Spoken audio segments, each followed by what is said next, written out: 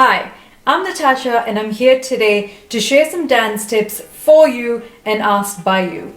Can you give us some tips on how to improve stage presence during performances? You absolutely have to master your routine and your craft before you get onto that stage. Because what you don't want to be doing on stage is be thinking about what your steps or your routine is. That will clearly be visible on your face, in your expression, as well as in your dance form. You need to be able to portray that you're telling a story and you need to be in that character when you're doing those performances. So what you really want to be focusing on is that connection with the audience. And how you do that is making eye contact. We often see a lot of dancers on stage that look down when they're performing. So what that means is that they've lost that opportunity to engage with the audience when very well they could have captured them by making that eye contact and connecting with them, and also having some really optimal results that, as part of the performance. So focus on connection with your eye contact during your stage performances and absolutely mastering your routine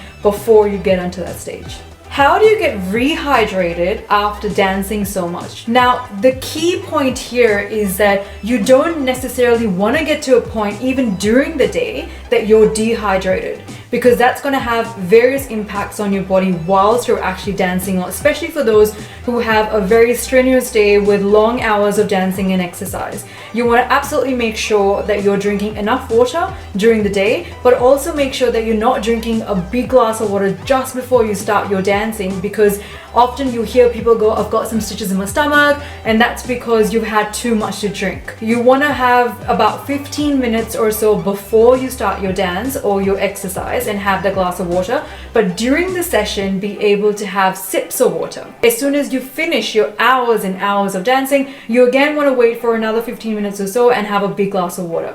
Now, the other thing that we do in NV Dance is that we actually have a lot of coconut water during our dance rehearsals, or we keep them, in between our performances. And naturally, it's a great source of electrolytes as coconut water. At the same time, it has no added sugar, so this actually becomes a healthier choice than your usual energy drinks. Definitely don't have Red Bulls because it will not give you any wings. As a dance teacher, what is the one skill that you need to be successful? As a dance teacher myself, I would say you need to have the skill or the ability and capability to be able to pick up whilst you're teaching very quickly whether what you're teaching is actually being transferred in the form of learning or not.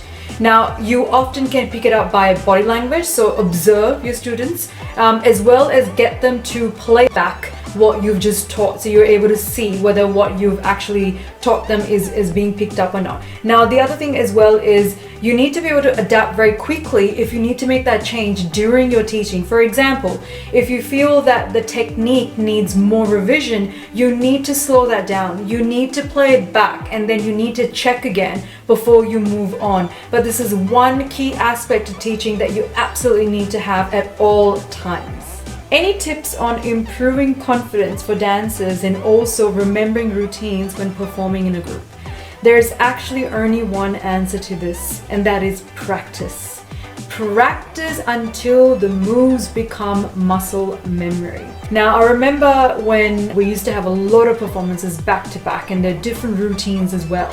The one thing I've always said to dancers is that you want to get to a point that you're looking at a mirror, you're performing back to yourself, and you have various distractions around you, and even with that, you're not forgetting your steps.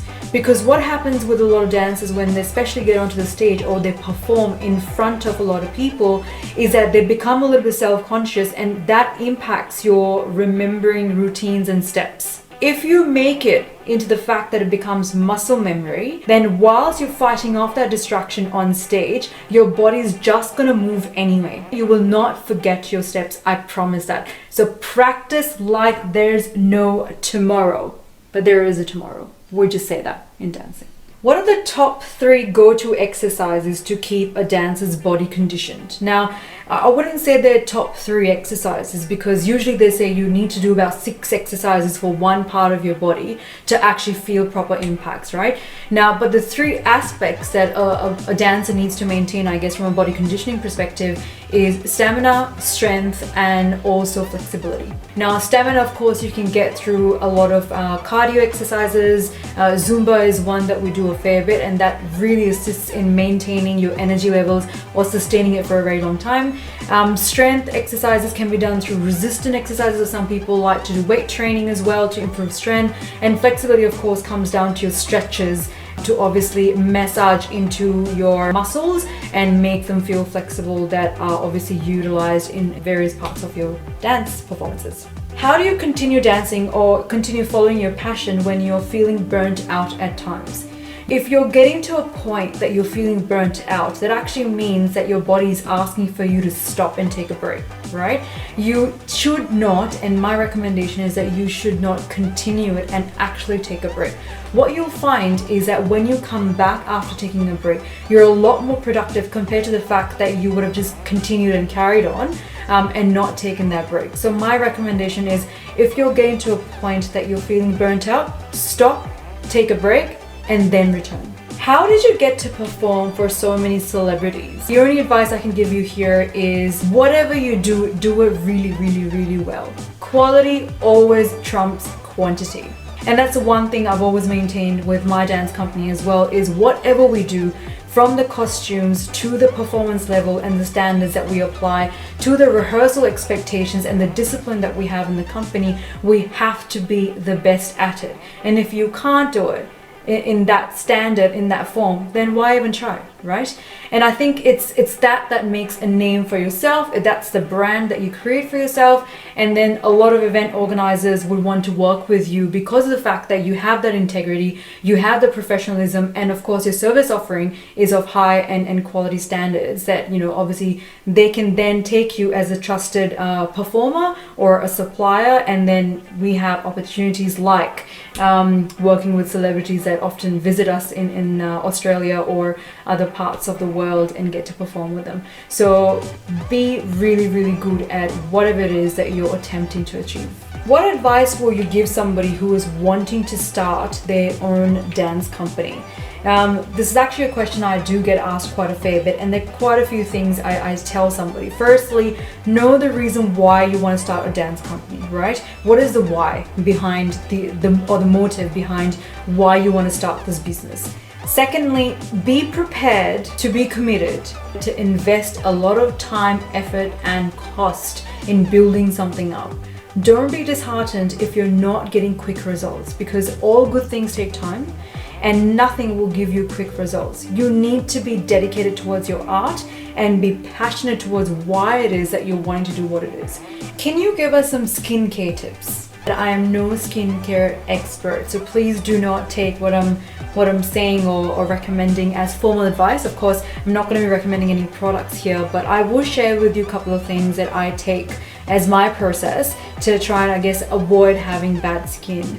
Number one is, you know, us performers, dancers do tend to apply a lot of makeup on our skin, whether it's for shoots, whether it's for performances, or whether it's for videos like these. And the one thing a lot of people make mistakes in is that they don't tend to take the makeup off before they go to bed and sleep. And what that means is that it's actually quite harmful on your skin, and when you wake up it's very dirty. So that's one thing I always do. I make sure that I remove my makeup, whether it's through makeup wipes or it's with face wash removers, whatever it is that your go-to is. I will always remove my makeup before I go to sleep. Second one is I exfoliate my skin every couple of days, and that's really just to go through the deep cleansing process for my skin. And last one is that I've switched my makeup products to ones which are oil-free. And what I find with that is that my skin feels a lot fresher for a longer time, as well as the fact that I don't look like a dabba of ghee by the end of that session. Yeah, insert sounds of cricket here. I said ghee. Yeah, I said ghee. Thanks everyone for joining me and listening out to the dance tips that you asked for.